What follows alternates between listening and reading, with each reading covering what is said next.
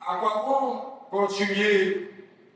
Et Dieu l'a dit, il va être bien, et il a fait un chemin. Il a dit, n'en fais pas un chemin, un bon chemin avec lui. Est-ce que le chemin est terminé? Hein? Est-ce que Dieu a dit le chemin est terminé? Donc nous devons nous encourager encore à marcher de mieux en mieux avec le Seigneur. Amen. Amen. Et voilà, bébé, que cette femme se retrouve dans toute cette difficulté, bébé, de toute cette souffrance. Nous avons vu que c'était une femme mariée, elle pouvait pas serrer son mari, elle ne pouvait pas aller avec le restaurant avec son mari, même pas se coucher, même pas avoir un petit moment de tendresse avec ses enfants. Elle se sent rejetée. Et malheureuse. Est-ce qu'on est dans cet état, bébé? Est-ce que nous sommes dans cet état où on est rejeté de tout ça? Mais voilà, cette femme, bébé, il y a une pensée courageuse. Va traverser ça. Elle a entendu parler du Seigneur. Qu'est-ce qu'elle dit? Et il a entendu parler de Jésus. Elle vient dans la foule par derrière et toucha son vêtement. Car elle disait, si je puis seulement toucher tes vêtements, je serai. Voici bébé. Une pensée pour agir. Elle sait, bébé, qu'elle doit pas être dans la foule. Mais elle va frapper la foule. Et elle pourrait dire, mais si quelqu'un me reconnaît, je vais te dire, mais qu'est-ce que tu fais là? Tu ne sais pas que tu es impur? Qu'est-ce qu'elle fait, bébé? Elle ne fait même pas cas de cela. Elle pourrait être lapidée, parce qu'elle ne doit pas se trouver parmi la foule, bébé. Et la foule qui c'est le Seigneur, bébé, et elle veut toucher le bord du vêtement de Jésus. Amen. Mais Jésus n'est pas seul. Ça veut dire, on a dans la foule, elle va toucher quelqu'un, on a personne impure, mais elle dit qu'importe. Je dois aller jusqu'au Sauveur. Amen.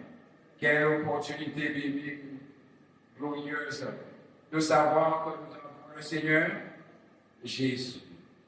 Non seulement nous pouvons le toucher, bébé, mais encore nous pouvons mettre notre foi en lui, comme il a dit, nous avons serviteur d'avoir les yeux fixés sur Dieu. Amen.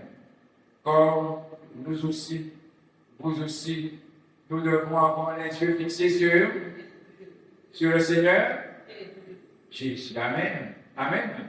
Et les disciples n'ont pas compris, bébé. Et on dit, mais tu vois la foule qui te presse, et tu dis, il m'a touché. Mais ils savaient, bébé.